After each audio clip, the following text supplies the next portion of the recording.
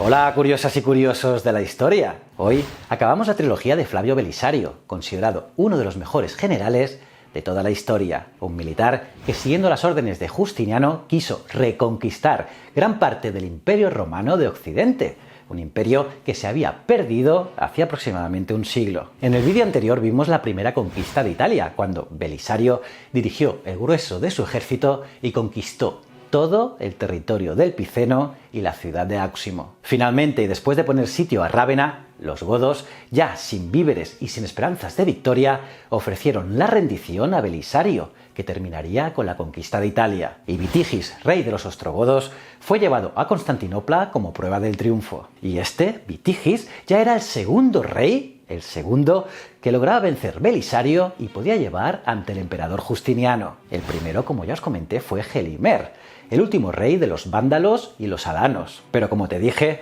aquí no acaba su espectacular historia. Hoy veremos el final. Ya ves que como siempre te traigo un vídeo muy interesante y curioso. Además, en este también me ha ayudado en el guión el historiador Antonio Cobo, experto en historia antigua.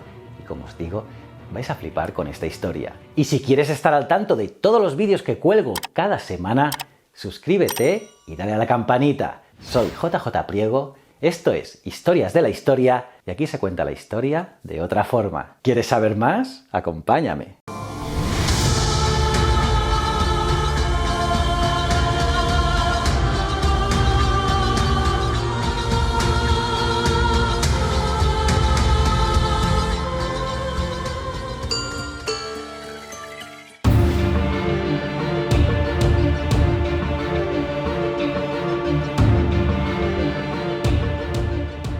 Cuando Belisario regresó a Constantinopla, fue recibido con todos los honores, ya que traía consigo a Vitigis. Pero no obstante, no tuvo demasiado tiempo para celebraciones, ya que muy pronto, tuvo que dirigirse hacia el este del imperio debido a los ataques de los persas por parte de su rey Cosroes. Cosroes es uno de los reyes más importantes de la dinastía sasánida, del segundo imperio persa. Piensa curioso que él fue el artífice de la expansión del imperio hasta el Indo y el Mar Rojo, y se enfrentó al imperio bizantino por el control del Oriente Próximo. Pues bien, después de la conquista de Cartago y su territorio por parte de Belisario, el rey persa envió embajadores a Constantinopla para reclamar una parte del botín, ya que, según él, no podrían haber llevado a cabo esa empresa si ellos no hubieran firmado el Tratado de Paz. Y por lo tanto Justiniano accedió al pago, pero con la conquista de Italia, Cosroes temió que su rival pudiese hacerse muy fuerte e imparable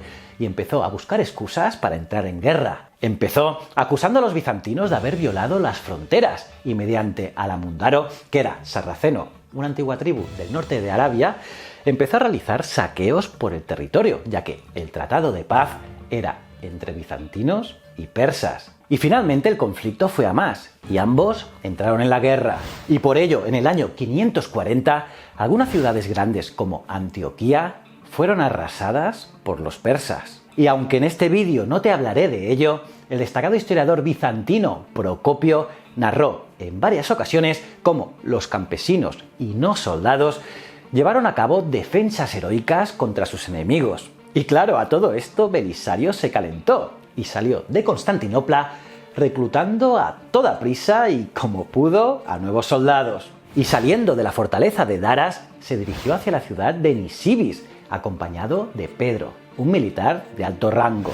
Daras fue una importante ciudad-fortaleza del Imperio Romano de Oriente, que estaba situada en el norte de Mesopotamia, justo en la frontera con el Imperio Sasánida. Y debido a su gran importancia estratégica, ocupó un lugar destacado en los conflictos romanos y persas del siglo VI. Por su parte, la ciudad de Nisibis estaba muy bien protegida y era difícil capturarla por asalto, por lo que, primero de todo, Belisario ordenó estacionarse en un lugar cerca de esta, donde el agua era abundante para montar allí dos campamentos separados. Y debido al peligro de que desde la ciudad lanzaran un ataque rápido, Belisario indicó que debían establecer una estricta vigilancia. Pero no obstante, Procopio nos cuenta lo siguiente. Esto fue lo que les advirtió Belisario, pero las tropas de Pedro hicieron caso omiso de su encargo y alrededor del mediodía, bajo el peso del calor, pues era un lugar muy árido, dejaron en el suelo sus armas y, despreocupándose de los enemigos, empezaron en absoluto desorden a recorrer aquel sitio en busca de calabazas, que allí crecían para luego comérselas. Cuando lo vio Navedes, oficial del ejército sasánida, lanzó a todo correr contra ellos el ejército persa. Los romanos, como se dieron cuenta de que los bárbaros habían salido del recinto, porque habían observado claramente los movimientos que efectuaban sobre una colina elevada, le enviaron un mensaje a Belisario para pedirle que fuera en su auxilio. Y ellos recogieron sus armas y, en medio del desorden y la confusión, se enfrentaron al enemigo. Pero Belisario y los suyos, antes incluso de llegar el mensajero, ya estaban al tanto del ataque de los persas por la nube de polvo que levantaban, e iban corriendo en su ayuda. Y viendo que la ciudad no iba a caer, Belisario retiró al ejército y marcharon hacia la fortaleza de Sisaurón, la cual tomaron por rendición de los enemigos, derribando las murallas. En la primavera del 542, Cosroes atacó de nuevo el territorio bizantino, arrasando ciudades y esclavizando a miles de personas, con la clara intención de tomar la rica Jerusalén. Justiniano envió un nuevo ejército a Belisario, y este, junto a su aliado, el rey Aretas, monarca de Palmira, se dispusieron a defender el territorio dirigiéndose a Mesopotamia. Y por ello Cosroes quiso conocer a Belisario, por lo que envió a un embajador de nombre Abandes a su campamento.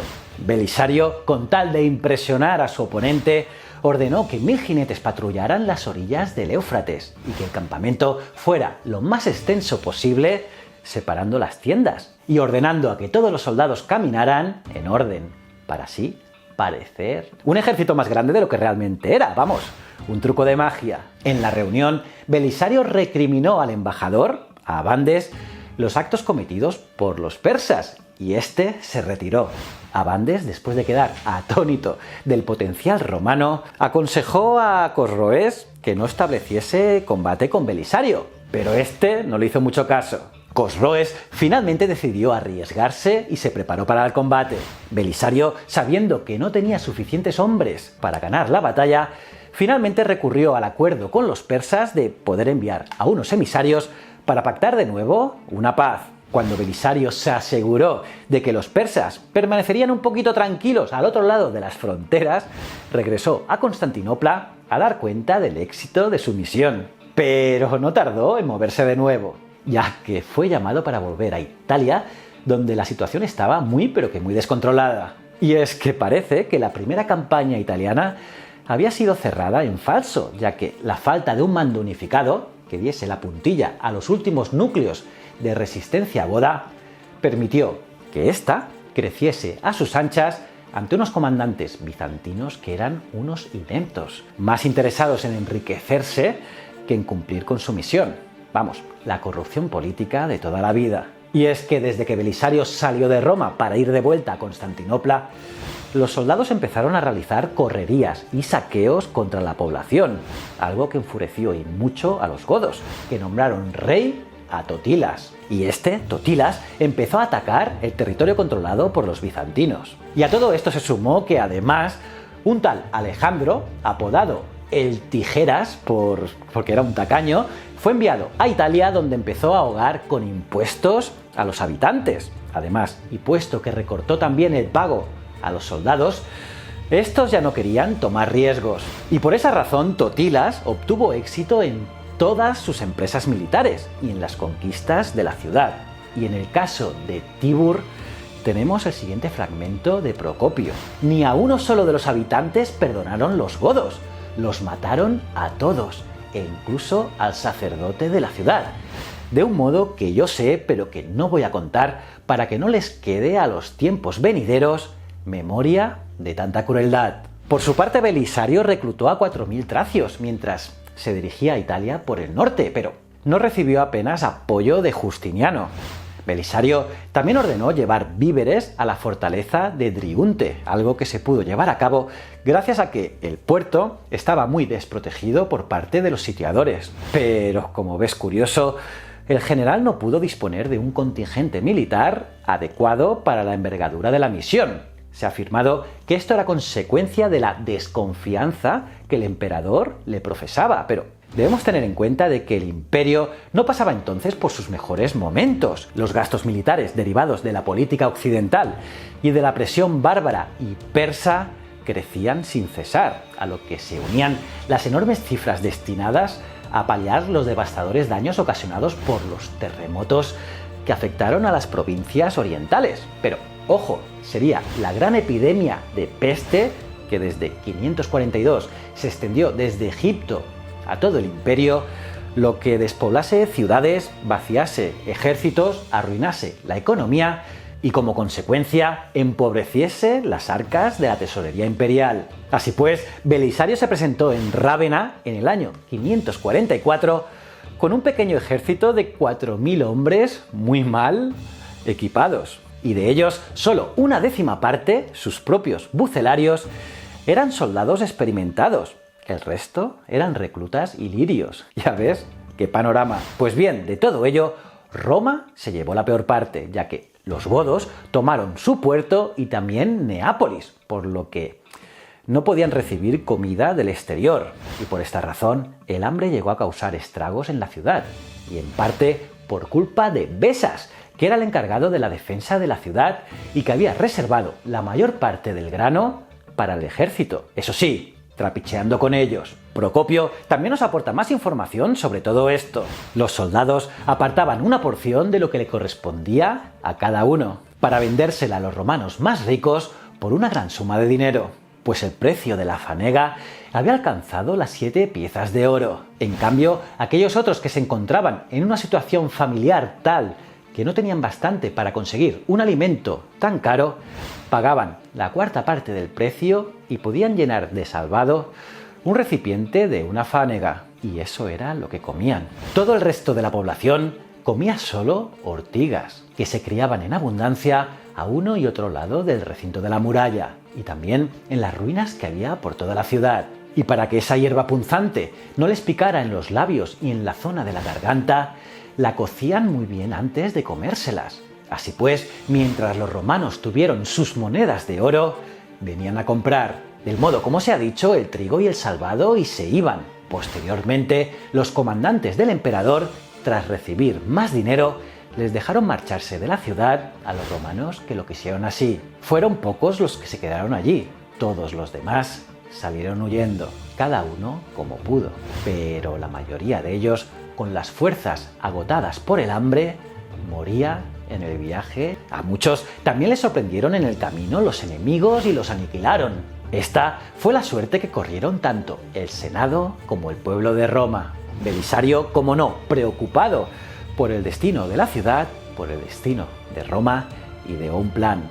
Así, saliendo de Porto y dejando a un tal Isaac al cargo de la defensa de la ciudad, se dirigió al río Tíber y unió 2 brazas. Encima de ella montó una torre llena de troneras, desde las cuales los soldados podrían disparar a sus enemigos. Él mismo subió a ella y tras colocar un pequeño bote arriba de la torre con materiales inflamables y habiendo cargado víveres suficientes, se subió a ella y se dirigió hasta la muralla romana.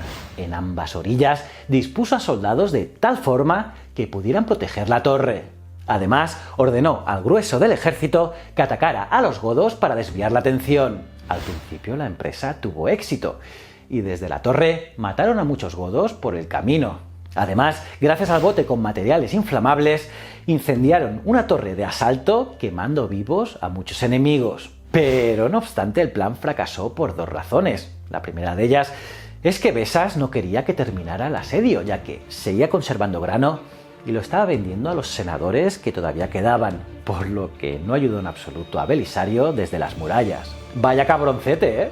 La segunda razón es que Isaac, creyendo que Belisario había ganado, había tenido éxito, salió al encuentro de los enemigos y los godos terminaron masacrando a los soldados y capturando a Isaac, que sería posteriormente ejecutado. Belisario, al saber todo esto, se retiró temeroso de que los godos tomaran Porto, el último bastión seguro para los bizantinos, y donde además, importante, estaba su esposa Antonina. Y según Procopio, Belisario cayó en una profunda depresión y contrajo unas fiebres que a punto estuvo de costarle la vida. Finalmente, Totilas terminó conquistando Roma gracias a unos desertores isáuricos que le abrieron las puertas. Y si os preguntáis qué ocurrió con el capullo de Besas, pues este salió huyendo de la ciudad y tuvo que dejar las riquezas atrás. No se las pudo quedar. Vamos, el famoso karma. Posteriormente, el soberano ostrogodo quiso destruir la ciudad, algo que no terminó haciendo gracias a que Belisario logró convencerlo. Y más tarde, Totila se retiró del lugar para proseguir con la guerra, algo que Belisario aprovechó para ocupar de nuevo la ciudad de Roma. Ya veis que el tío estaba a lo que podía. Y pese a que la ciudad estaba vacía y sus muros habían sido en gran parte destruidos, el ejército de Belisario logró tapar los huecos. Pero enterado de todo esto, Totilas volvió a bajar a Roma de nuevo. Pero ahora, gracias a que Belisario estaba al mando, los romanos lograron defender de forma eficiente la ciudad hasta que los godos se retiraron finalmente. Pero a pesar de esa victoria, Belisario no logró casi nada contra los godos y Justiniano le destituyó. Sí, lo que oís, vamos, como los entrenadores de fútbol. Y así, después de todo lo que hizo por él, Justiniano lo apartó de la vida militar. Pero bueno, visto lo visto, quizás fue lo mejor para él y para su familia. Desde entonces, el general vivió en Constantinopla como parte de la guardia del emperador y siendo admirado por todos. Pero claro, la guerra continuó. En aquel momento, el dominio bizantino en Italia estaba limitado a unas cuantas plazas fuertes y la ciudad de Rávena. Y como las desgracias nunca vienen solas, en Oriente se reactivaba la guerra con los persas y los eslavos presionaban en las provincias danubianas. Y por lo tanto parecía que toda la obra de Justiniano estuviera a punto de derrumbarse, pero el emperador no estaba dispuesto a que tal cosa ocurriera y no sin esfuerzo, porque les costó mucho, comenzó a reforzar su dispositivo militar. Y es que, según Procopio, el emperador Justiniano, aunque hasta entonces estaba dirigiendo esta guerra con bastante despreocupación, últimamente había hecho los más importantes preparativos al respecto. Así que Sicilia fue recuperada y se iniciaron los preparativos para el envío de un gran ejército a Italia a las órdenes de Germano, pero su repentina muerte haría que el mando recayese en el octogenario Narsés. Sí, ya tenía más de 80 años y del cual ya os hablé en anteriores vídeos. Y en ese momento la flota imperial batía a la modesta flota ostrogoda, despejando el terreno para que el contraataque definitivo, que se produjo en la primavera del 552, cuando Narsés entró en Italia a la cabeza de un ejército de casi 30.000 hombres. Sí, 30.000 tíos. Ya le hubiera gustado a Belisario. Pues bien, frente a esta impresionante fuerza, Totila apenas pudo reunir unos 18.000 desgastados combatientes, con los que se enfrentó a Narsés en Taginae, batalla que tuvo lugar en junio del 552. Y la victoria de Taginae por parte de los bizantinos volvió a abrir las puertas de Roma al imperio. Y en los meses que siguieron, Narsés extendió la autoridad bizantina a nuevas regiones. Y en octubre de 552, o principios de 553, acabó con lo que quedaba del ejército godo en Mons Lactarius, al sur de Nápoles. A partir de ese momento, toda resistencia organizada cesó y los antaño poderosos ostrogodos se hundieron en las oscuridades de la historia. Y la totalidad de Italia volvió a estar bajo los estandartes imperiales. Y aquí se nos acaba la historia de Belisario. Espero que lo hayáis disfrutado tanto como yo haciéndola. ¿Cómo os habéis quedado, curiosas y curiosos? ¿Qué os ha parecido esta trilogía? Me lo podéis dejar en los comentarios, los leo todos. Y nada, aparte de darle me gusta al vídeo, suscribiros y campanita, os recomiendo este vídeo de aquí, que tenéis que ver sí o sí. Y si no eres suscriptor, dale a este botón.